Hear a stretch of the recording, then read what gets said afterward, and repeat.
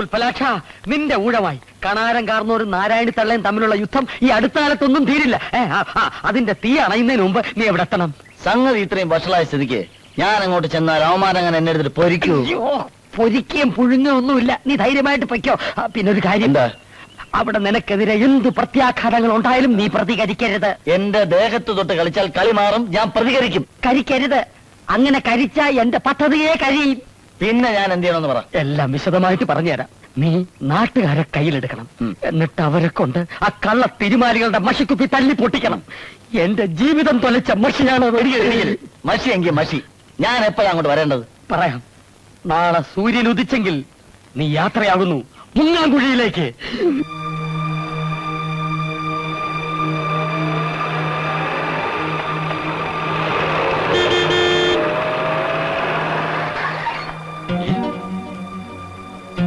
ഈ മുങ്ങാങ്കുഴിയിൽ ഒരു കാറോ?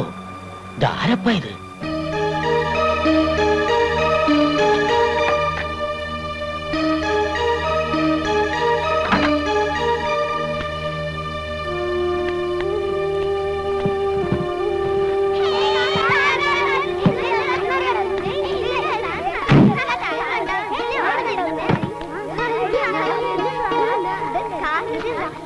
ഇയാളെ എവിടെയെങ്കിലും കണ്ട് പരിചയമില്ലല്ലോ. അതെ,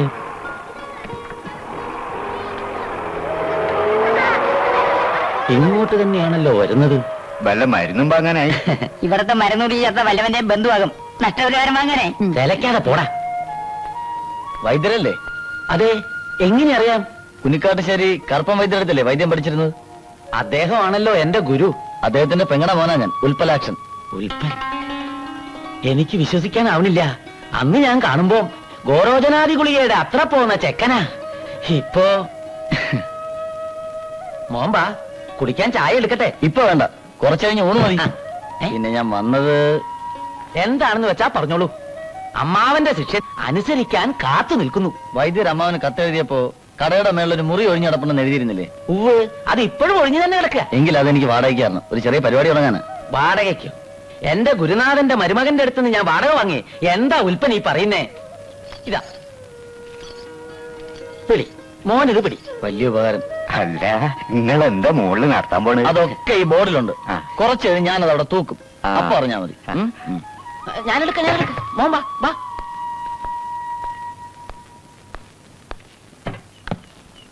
സൂക്ഷിച്ചു കയറണം, പഴയ കോണിയാ. ഇതുപോലെ എത്ര കോണി കയറിയവനായി ഉൽപ്പലാക്ഷൻ. കേറ് കേറ്. എന്തായിരിക്കും ആ ബോർഡില്? ഇനി വല്ല ഡോക്ടറോ മറ്റോ ആണോ? എനിക്ക് വൈദ്യുതി ആഫീസ് പൂട്ടും.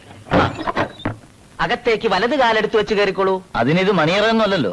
വേണമെങ്കിൽ മണിയറയാക്കി മാറ്റാം. പിന്നെ എല്ലാം ശരിയാക്കി കൊണ്ടുവന്നിട്ടുണ്ടല്ലോ. ഒക്കെ റെഡി. ആദ്യം ഈ ബോർഡ് ഒന്ന് തൂക്കാം. അതാ ബോർഡിൽ നിന്നു.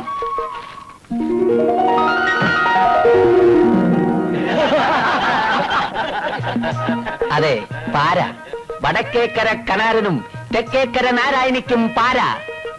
ഇനി ഇവിടെ ഒരു കളി നടക്കും. ആടിത് കണ്ടായോ കാമരൂപിണിയായ താതക വധിക്കുന്ന കാലനെ. കിഴക്കേ പറത്ത് തോട്ടത്തിൽ നിന്നാ ഇതിവിടെ ഇരുന്നോട്ടെ. ഇതൊക്കെ എന്തിനാ ചാത്ത? കഴിഞ്ഞ വർഷം കുലകെട്ട കള്ളനെ കാരണവരും മഷമാക്കി പിടിച്ച പിന്നെ ഇതുവരെ കള്ളന്റെ ഉദ്രവം ഉണ്ടായിട്ടില്ല. അതുണ്ടാവില്ല. ഞാൻ ഇവിടെ ഉള്ളിടത്തോളം കാലം ഈ നാട്ടിൽ കള്ളന്മാരും ഉണ്ടാവില്ല. അതിരിക്കട്ടെ, പുതുതായിട്ട് വന്ന മഷിതോട്ടക്കാരെങ്ങനെയുണ്ട്? പേര് കേട്ട നിങ്ങൾ രണ്ടുപേരും കൂടെ ഉള്ളപ്പോ നാട്ടുകാരെങ്കിലും അവന്റെ അടുത്ത് പോവോ? പോരുത്. അവന്റെ അടുത്ത് മാത്രമല്ല, അവളുടെ അടുത്തും. ഈ നാട്ടിൽ മഷി നോക്കാൻ ഇവിടത്തെ കഴിഞ്ഞൊരാളുണ്ടോ? സോപ്പ് എന്തോ തരാ? അല്ല, കുളിക്കാനുള്ള സോപ്പ് തീർന്നെന്ന് ഞാൻ പറയുകയായിരുന്നു. അധികം വിളയില്ല കേട്ടോ. രാമ, എന്തോ? ഉൽപ്പലാശന്റെ അടുത്ത് ആരും പോകുന്നില്ലെന്ന് കേട്ടോണ്ട് മാത്രം എനിക്ക് സന്തോഷാവോ? പിന്നെന്താ വേണ്ടത്? കടാന്റെ അടുത്തും ആരും പോകരുത്. മഷി നോക്കാൻ. മനസ്സിലായി മനസ്സിലായി. ഏതു നേരം കവലയിൽ ഒരു കണ്ണ് വേണം. ഉവ്വ. ആരെങ്കിലും വന്നാൽ വഴി തെറ്റാതെ ഇവിടെ എത്തിക്കണം. അത് ഞാനേറ്റു. ഇവിടെ വന്നാൽ വഴി പഴക്കുമല്ലോ. എമ്പോതരാ, ഞാനൊന്നും പറഞ്ഞില്ലേ? നമ്മള് പറഞ്ഞു. ഇതല്ലേ മഷിനോട്ടക്കാരുടെ ഗ്രാമം? അതെ. കൂട്ടത്തിൽ ആരാ നല്ലത്? സംശയം എന്തിനാ? കാണാൻ കാരണം തന്നെ വന്നാട്ടെ. നിക്ക്. അതൊക്കെ പണ്ട്. ഇപ്പൊ സത്യമാണെങ്കിൽ നാരായണിത്തല തന്നെ കാണണം. അതിന് വേറെ ആളെ നോക്കണം. ഇയാളെ ഞാൻ കൊണ്ടുപോകും.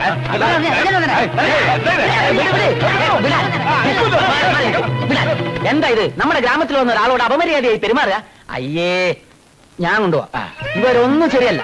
നല്ല ഒന്നാം തരമാണ്. ഞാൻ കാണിച്ചു തരാം. വാ. ആഹാ, മണ്ടന്മാര് അപ്പം കൊണ്ട് കുറുക്കം പോയി. നിങ്ങൾ ഇവിടെ നിൽക്കി, ഞാൻ പോയി വിവരമൊക്കെ പറഞ്ഞിട്ട് വരാം. മൂപ്പര് ചിലപ്പോ പ്രാർത്ഥനയിലായിരിക്കേ. അത് എന്തിനെ പറ്റി അറിയണ്ടേ? ഭാര്യയുടെ കാര്യമാ. ഓ, അയ്യാ, പാട്ട് കേട്ടിരിക്ക. ഒന്ന് വേഗം റെഡിയാ. ഒന്ന് വേഗം റെഡിയാവാൻ. എന്തു പറ്റി?